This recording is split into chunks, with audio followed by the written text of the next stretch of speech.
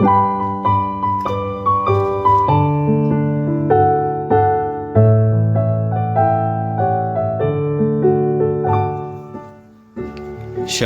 salam sejahtera bagi Bapak Ibu, Saudara-saudara, anak-anak yang dikasihi oleh Tuhan Yesus Kristus.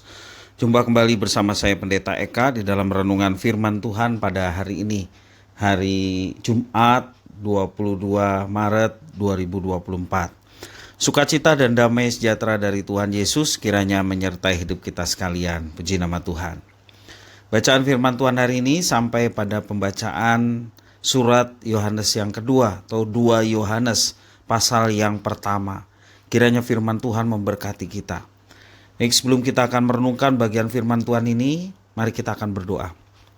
Tuhan Bapa di sorga, di dalam nama Tuhan Yesus, kami bersyukur atas berkat, penyertaan dan pemeliharaan Tuhan atas kami, juga wujud kasih Tuhan melalui kebenaran firman yang Kau berikan kepada kami. Setiap kali kami membaca, merenungkan, Engkau mampukan kami untuk kami dapat memahami apa yang Kau maksudkan untuk kami dapat laksanakan dalam hidup kami. Inilah diri kami sedia pasang telinga hati kami untuk kebenaran firman-Mu. Demi nama Yesus kami berdoa. Haleluya. Amin. 2 Yohanes pasal yang pertama menjadi bahan perenungan di ayat 1 sampai yang ke-6. Saya akan bacakan bagi Bapak Ibu Saudara, demikian firman Tuhan. Dari penatua kepada ibu yang terpilih dan anak-anaknya yang benar-benar aku kasihi. Bukan aku saja mengasihi kamu, tetapi juga semua orang yang telah mengenal kebenaran. Oleh karena kebenaran yang tetap di dalam kita dan yang akan menyertai kita sampai selama-lamanya. Kasih karunia, rahmat dan damai sejahtera dari Allah Bapa dan dari Yesus Kristus, Anak Bapa, akan menyertai kita dalam kebenaran dan kasih. Aku sangat bersuka cita bahwa aku mendapati bahwa separuh dari anak-anakmu hidup dalam kebenaran sesuai dengan perintah yang telah kita terima dari Bapa. Dan sekarang aku minta kepadamu, Ibu, bukan seolah-olah aku menuliskan perintah baru bagimu, tetapi menurut perintah yang sudah ada pada kita dari mulanya, supaya kita saling mengasihi. Dan inilah kasih itu, yaitu bahwa kita harus hidup menurut perintahnya. Dan inilah perintah itu, yaitu bahwa kamu harus hidup di dalam kasih, sebagaimana telah kamu dengar dari mulanya. Demikian firman Tuhan. Bapak Ibu, Saudara-saudara yang dikasihi oleh Tuhan, Agustinus sangat terinspirasi oleh surat Yohanes dan menulis. Dalam tulisan Agustinus mengatakan, jika seseorang menyangka dia mengerti Alkitab, tetapi tidak membangun cinta akan Tuhan Allah dan cinta akan sesama, maka sebenarnya dia tak mengerti Alkitab. Surat kedua Yohanes ditulis oleh orang yang menyebut dirinya penatua. Ditunjukkan kepada ibu yang terpilih dari anak-anaknya. Dalam ayat yang pertama menjelaskan demikian. Isi surat memang menekankan tentang cinta kasih dari pasal pertama ayat 5 sampai yang ke-6. Di sini menekankan mengenai cinta kasih. Istilah ibu terpilih tampaknya memang mengacu pada gereja. Dan yang dimaksud dengan anak-anaknya adalah jemaat gereja. Ya. Karunia, rahmat, dan damai dari Allah memang seharusnya menghadirkan kehidupan sebagai orang Kristen dalam kebenaran dan cinta kasih. Sebab bagaimana mungkin kebenaran dari Kristus yang memberikan hidupnya sendiri dalam kasihnya kepada manusia tidak menghasilkan hidup yang penuh kasih bagi para pengikut, yakni orang-orang yang diselamatkan Yesus.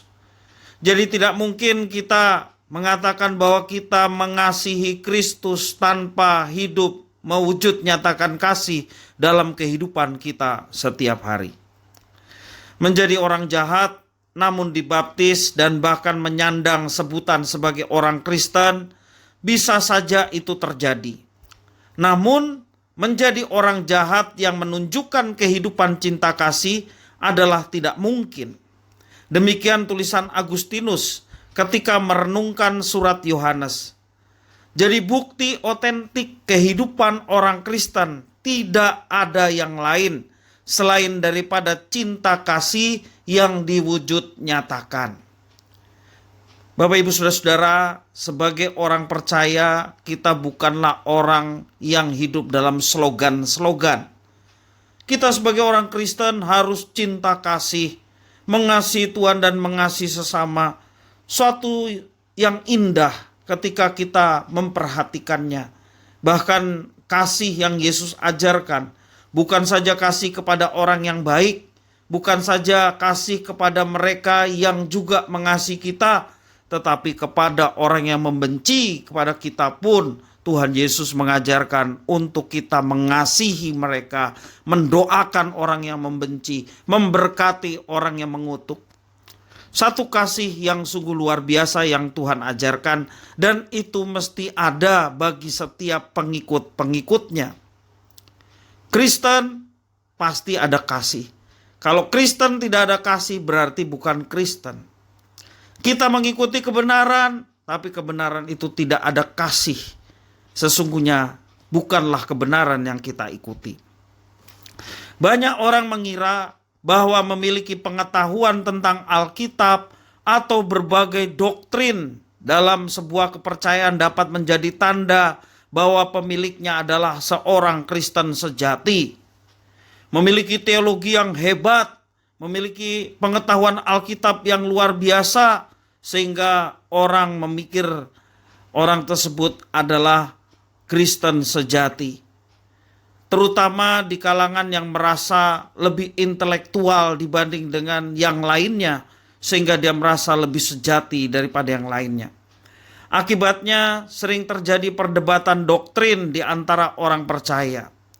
Dan Bapak Gereja Agustinus mengingatkan, baik yang mendisiplin dengan keras maupun yang bersikap lembut, keduanya harus memiliki dasar, yakni dasar kasih. Sebab Allah itu kasih dan kebenaran tidak lepas dari yang namanya kasih. Menghidupi kasih dalam kehidupan kita bermasyarakat yang penuh dengan pluralis dan penuh perbedaan pendapat akan menghasilkan tantangan tersendiri. Namun kita tidak mungkin lari dari perintah untuk mengasihi karena Allah adalah kasih. Orang yang tidak mengasihi sesama yang dilihatnya tidak akan mungkin mengasihi Tuhan Allah yang dilihatnya. Tentunya ketika seseorang mengatakan aku mengasihi Tuhan, seseorang menyanyikan aku mencintai Tuhan, aku mengasihi Tuhan, diwujud nyatakan dengan mengasihi sesama. Sebab bagaimana mungkin dia mengasihi yang tidak terlihat, yakni Tuhan Allah, tetapi sama yang terlihat dia saling membenci dan tidak ada kasih. Kasih tersebut hanyalah omong kosong. Bapak Ibu Saudara-saudara yang dikasihi oleh Tuhan, mari kita senantiasa mengasihi sebagaimana Tuhan perintahkan. Bahkan di dalam Yohanes pasal yang ke-13 ayat 34, Yesus memberikan perintah baru. Apa perintah baru dari Tuhan Yesus?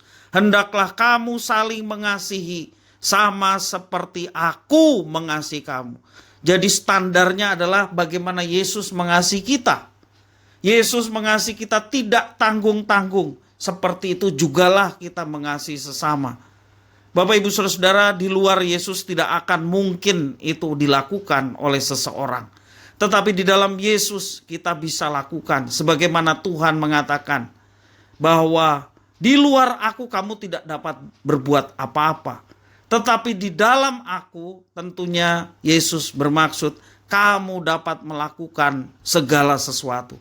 Termasuk juga kasih seperti yang dialami kita yang dikasih oleh Tuhan. Tanpa kasih, pengetahuan dan pelayanan hanyalah gong yang berisik, yang lahir dari kesombongan dan dosa. Karena itu, mari kita yang sudah mengalami kasih Tuhan, wujud nyatakan kasih Tuhan itu dalam hidup kita sehari-hari. Tujuannya adalah supaya semua orang boleh mengalami kasih Tuhan. Tujuannya adalah supaya semua orang mendapatkan keselamatan yang disediakan Tuhan dan hanya melalui Yesus Kristus. Sehingga banyak orang boleh diselamatkan. Wujud nyatakan kasih dalam kehidupan kita sehari-hari.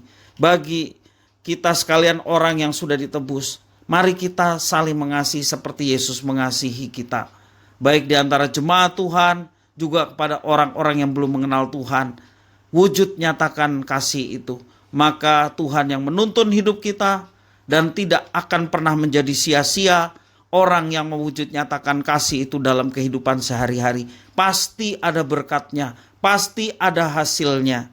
Sebab yang kita nyatakan adalah perintah Tuhan. Bahkan itu menjadi perintah yang utama, yang pertama. Kasihlah Tuhan dengan segenap hati, kasihlah sesama manusia seperti engkau mengasihi dirimu sendiri. Bahkan mengasihi sesama seperti Kristus mengasihi kita. Mari kita bersama-sama mewujud nyatakan kasih itu dalam hidup kita sehari-hari, karena hanya dengan itu nama Tuhan dimuliakan. Kiranya firman Tuhan memberkati kita. Mari kita berdoa. Tuhan Bapa di sorga, di dalam Yesus, terima kasih Tuhan atas berkat anugerah yang kau berikan kepada kami. Biarlah firman Tuhan yang boleh kami renungkan, Engkau yang menolong kami untuk dapat mewujud nyatakan, yakni kami menyatakan kasih itu dalam kehidupan kami sehari-hari. Terima kasih Tuhan firman-Mu. Demi nama Yesus Kristus kami berdoa bersyukur. Haleluya. Amin.